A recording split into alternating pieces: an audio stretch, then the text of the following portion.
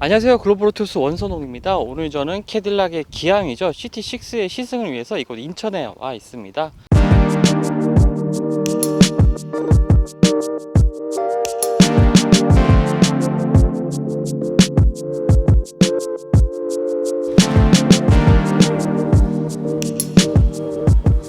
기암이라고 하는 이 GT6 차량 같은 경우에 BMW 7 시리즈나 메르세데스 벤츠 S클래스와 같은 거의 비슷한 크기의 차량으로 보시면 되겠습니다. 각 브랜드를 대표하는 모델인 만큼 다양한 기술적인 부분이라든지 편의사양에 있어서 상당히 좀 우수한 모습을 살펴볼 수가 있었는데요. 그럼 지금부터 캐딜락 GT6 어떤 특징을 가지고 있는지 한번 차근차근 살펴보도록 하겠습니다. 캐딜락 GT6의 외관 디자인은 2016년 출시되었던 에스칼라 컨셉의 디자인 요소를 반영한 이러한 모습들을 보여주고 있습니다. 캐딜락 브랜드로는 최초라고 하는데요. 기존 날선 캐딜락의 그 디자인에서 좀 더 많은 소비자들에게 어필할 수 있는 디자인으로 변화했다고 볼 수가 있겠습니다. 전면 디자인에서는 등급에 따라 더 차이를 보이는 부분이 있는데요. 스포츠와 스포츠 플러스의 경우에는 격자 형태의 라디에이터 그릴이 적용된 반면에 중간 등급인 플래티넘에는 캐딜락의 엠블렘을 아주 작게 형성한 듯한 이러한 디자인의 라디에이터 그릴이 눈에 띕니다. 스포츠 등급에는 5 스포크 휠이 적용된 반면에요. 플래티넘에는 스프릿 스포크 휠이 적용이 됐습니다. 이전 모델과 달리 헤드램프의 크기가 작아졌는데요. LED 헤드램프가 적용되면서 이 크기를 줄일 수 있었던 것으로 보입니다. 더 날렵한 인상을 만드는 요소가 되고 있기도 합니다. 라디에이터 그릴의 크기도 이전보다 소폭 확장이 됐고요. 차량 하단의 안개등이 사라지고 새로운 에어 인테이크 디자인도 더해졌습니다. 전체적인 크기는 경쟁사들의 플래그십 모델과 큰 차이는 없습니다. 전장이 5.2m가 넘는 웅장한 측면 모습을 보여주고 있고요. 후면에서는 리어 램프를 잇는 이 크롬 라인과 좌우 2개씩 4개의 배기구가 위치해서 상당히 스포티한 인상을 보여주고 있습니다. 네, 저는 이제 CT6의 시승을 지금 시작하고요. 대치전 시장에서 인천까지의 50km가 넘는 좀 시승 코스를 주행을 하기 위해서 차에 올랐습니다. 근데 지금 일단은 뒷좌석에 좀 앉아서 2열의 승차감을 좀 확인해 보려고 하는데요. 플래그십 모델이다 보니까 뒷좌석의 그 승차감이 상당히 좀 궁금하실 것 같습니다. 일단 좀 차량에 대한 얘기하기에 앞서서요. 좀 캐딜락에 대한 좀 짧은 얘기를 조금 해보자면요. 최근에 이 캐딜락 브랜드 같은 경우에 상당히 특히 이제 중국 시장에서 인기가 상당히 높아지고 있습니다. 국내 시장에서도 관심 있게 지켜보고 있는 브랜드가 아닌가 싶은데요. 모기업인 GM 같은 경우에 최근에 유럽이나 미국 시장에서의 생산 공장 라인을 많이 정리한다고 좀 발표를 했었죠. 하지만 캐딜락 브랜드 그 중에서도 플래그십 모델인 CT6는 살아남았습니다. 새로운 페이스리프트 모델을 선보이면서 새로운 차량들을 이제 국내 시장에도 이제 선보이고 있는데요. 그만큼 앞으로 이제 캐딜락 브랜드를 소위 먹여 살릴 모델이 바로 CT6가 아닌가 싶습니다. 중국 시장 같은 경우는 매년 지금 캐딜락 브랜드의 판매가 꾸준히 증가하고 있고요. 국내 시장 같은 경우에도 지난해 캐딜락 브랜드 차량으로 판매된 모델이 한 2,100여 대 정도가 판매됐다고 합니다. 그 중에서도 한 950여 대, 거의 한 절반 가까이가 CT6가 차지했는데요. 그만큼 많은 분들의 관심을 받고 있는 캐딜락의 플래그십 모델이 아닌가 싶습니다. 뒷좌석에서 가장 먼저 조금 느낄 수 있는 부분은 이 뒷좌석 시트의 가죽 소재입니다. 상당히 부드럽고 고급 소재의 가죽으로 된 것을 확인을 할 수가 있는데요. 컵홀더 주변에까지 이렇게 가죽 소재로 다 마감이 되어 있고요. 팔이 닿는 부분까지 부드러운 가죽 소재로 처리가 되어 있습니다. 도어 트림 이 손잡이 부분에는 이제 카본 느낌의 이런 소재들이 덧대어져 있는 것을 확인할 수가 있고요. 또 윈도우에는 이렇게 가림막이 설치가 되어 있는데요. 수동입니다. 이 부분은 조금 아쉬운 부분이기도 해요. 그럼 자동 다른 브랜드의 플래그십 모델 같은 경우에 이런 것들이 좀 자동으로 이렇게 올라가고 내려가는 부분이 있는데 수동으로 할 수가 있게 되어 있고요. 지금 제가 탄 차량은 스포츠 모델입니다. 8,800만 원대의 엔트리 CT6의 가장 저렴한 모델인데요. 국내에는 이제 세 종류가 나와 있습니다. 스포츠, 플래티넘, 스포츠 플러스 세 가지인데요. 지금 엔트리 모델이다 보니까 몇 가지 좀 옵션이 빠져 있는 부분들이 있습니다. 중요한 것 중에 하나는 플래티넘 모델 같은 경우에는 암레스트 쪽에 이제 전동식 시트 조절 장치가 있고요. 또 쿨링, 그 다음에 히팅 버튼들이 이 도어에 위치가 돼 있는데 스포츠 모델 같은 경우에는 보시다시피 지금 히팅 기능만 적용이 되어 있습니다. 쿨링은 빠져 있는 것을 확인할 수가 있고요. 사실 요즘에는 상당히 보기 힘든데 플래그십 모델이니까 아직도 남아있는 것 같습니다. 여기 지금 보면은 2열 쪽에 보면 제토리가 조그만 제토리가 이 도어 암레스트 쪽에 위치해 있는데요. 요것도 참 특징적인 부분이네요. 전장이 5.2m가 넘는 차량이다 보니까 당연히 휠베이스도 넉넉하고요. 그렇다 보니까 실내 공간, 특히 2열 공간에 상당히 여유가 있습니다. 앞에 무릎 공간에도 주먹 2개가 넉넉하게 들어가고요. 170 정도인 제 키로 머리 공간에도 주먹 하나가 살짝 넘는 공간을 가지고 있습니다. 키가 조금 한 180 정도 되는 분들은 거의 천장에 닿을 수도 있을 것 같은데, 그래도 이 안쪽이 이 머리 위쪽 공간이 살짝 파여 있어서 좀 여유가 있습니다. 지금 저는 암레스트를 내린 상태인데요. 이것을 올리면 성인 3명도 탈 수 있는 넉넉한 공간이긴 합니다만, 이 가운데 이 구동축이 지나는 이 부분 때문에 볼록 나와 있습니다. 그래서 3명이 타기는 조금 사실 무리가 있고요. 2명이서 좀 넉넉하게 탈 수가 있을 것 같고요. 그 다음에 보시는 것처럼 이 스키스루가 위치를 해 있고요.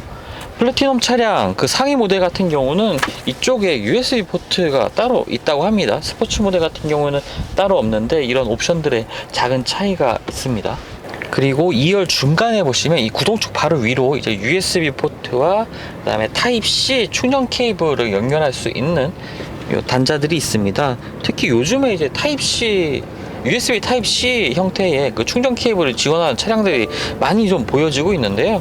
고속 충전을 지원하는 만큼 이 뒷좌석에서의 그 편의성이 좀 높아질 것 같습니다.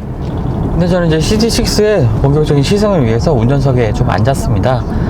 몇 가지 좀 차이점이 있습니다. 그 스포츠 트림인데요. 상위로 아까 말씀드렸던 것처럼 플래티넘이 있고, 그 다음에 스포츠 플러스가 있는데요. 스포츠 등급 같은 경우에는 지금 운전석에 안마 기능이 따로 빠져 있습니다. 보통 이제 앞좌석과 뒷좌석에 플래티넘 등급 같은 경우는 안마 기능이 있는데요. 그것들이 좀 빠져 있고요.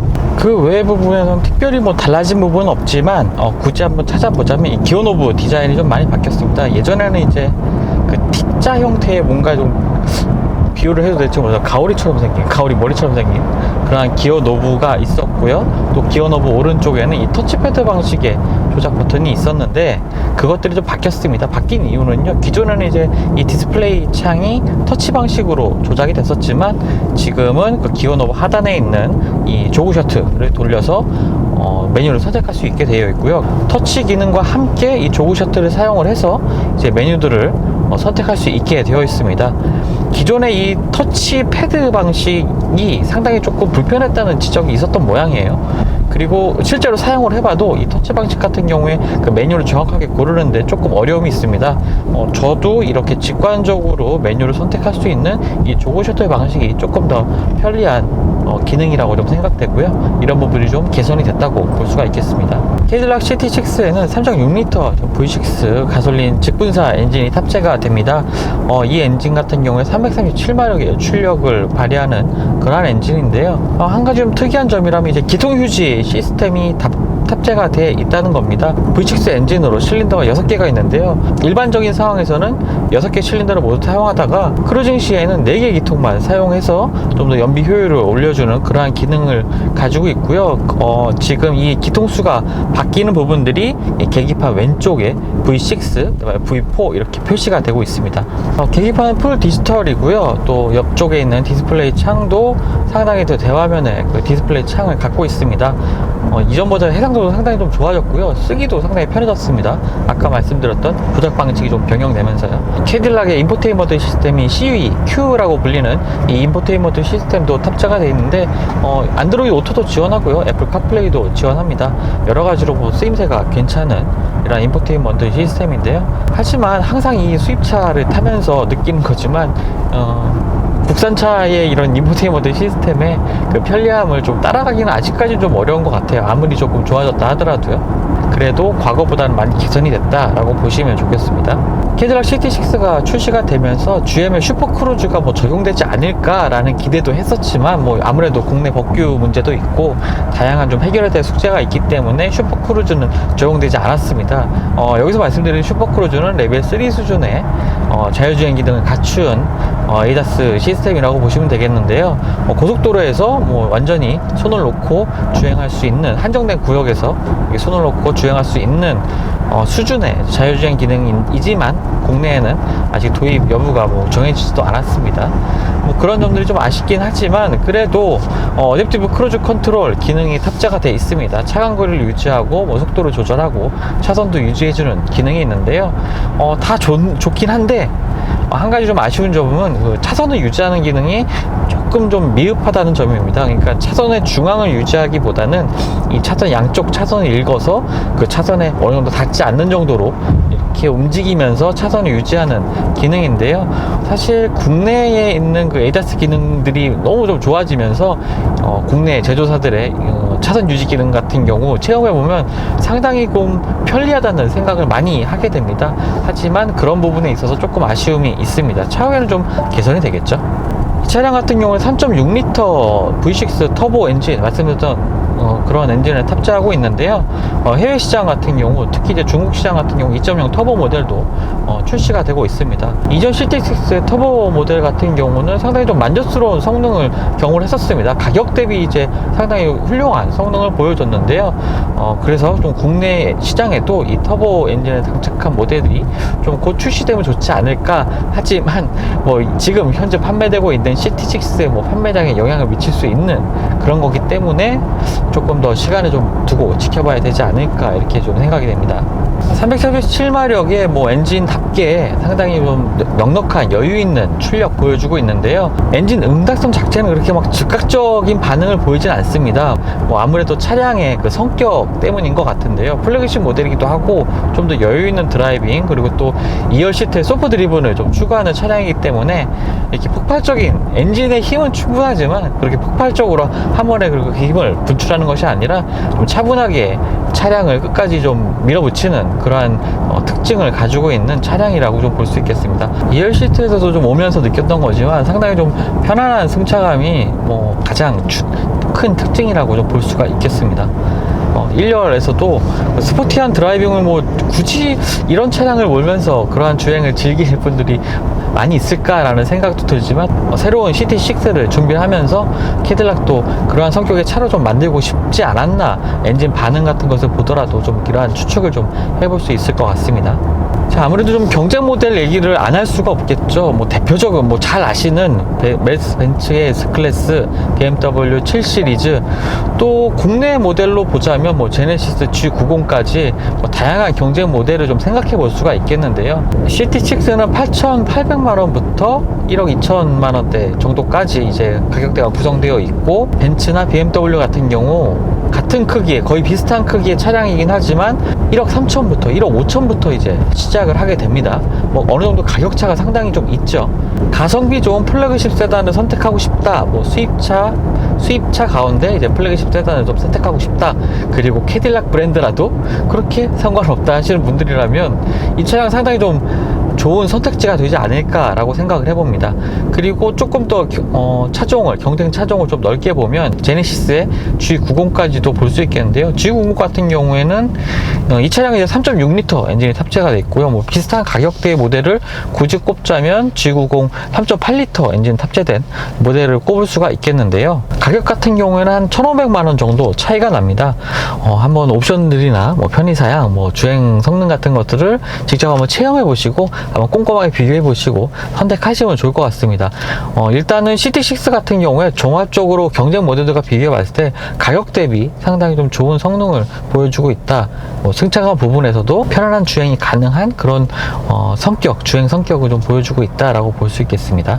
가격 대비 가성비, 소위 말하는 이 가성비 측면에서도 상당히 좀 매력적인데요. 그런 부분에 있어서 좀 터보 모델이 좀 빨리 들어오면 좋지 않을까라는 생각도 해봅니다. 이전에서 그 터보 모델을 시승하면서 상당히 가성비 좋은 차량이라는 생각을 했기 때문인데요. 뭐 다양한 라인업들이 차후에 좀 출시되면 좋겠습니다.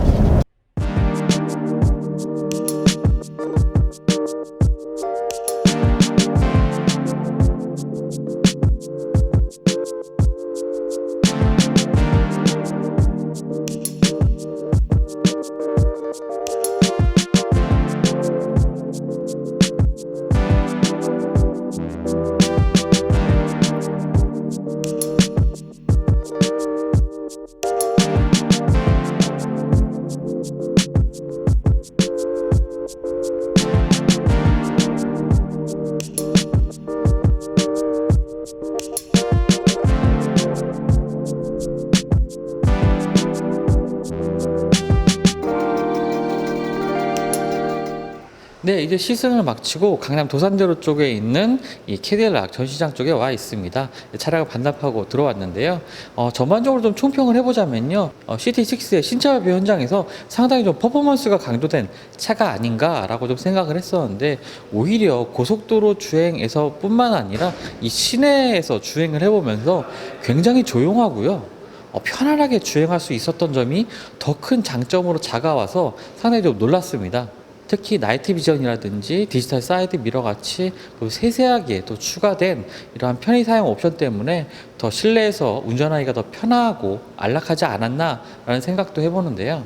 캐딜락은 2달 전에 CT6의 신차 발표 이후에 이렇게 좀 대규모 기자 시승 행사를 좀 진행하고 있습니다. 그만큼 CT6에 거는 기대가 크다는 것을 좀 확인할 수가 있겠는데요. 경쟁 모델들과 또 비교해 볼 때 다른 브랜드의, 특히 독일 브랜드의 플래그십 모델과 비교했을 때도 가격적인 측면, 그리고 가격 대비 성능, 가성비라고 하는 부분에 있어서 상당히 좀 메리트를 가지고 있는 차량이 CT6가 아닌가 싶습니다. 앞으로 수입 플래그십 세단을 선택하는 좋은 선택지로 이 CT6가 추가되지 않았나, 이렇게 좀 평가를 해볼 수가 있겠습니다. 그럼 지금까지 글로벌 오토뉴스 원선웅이었습니다.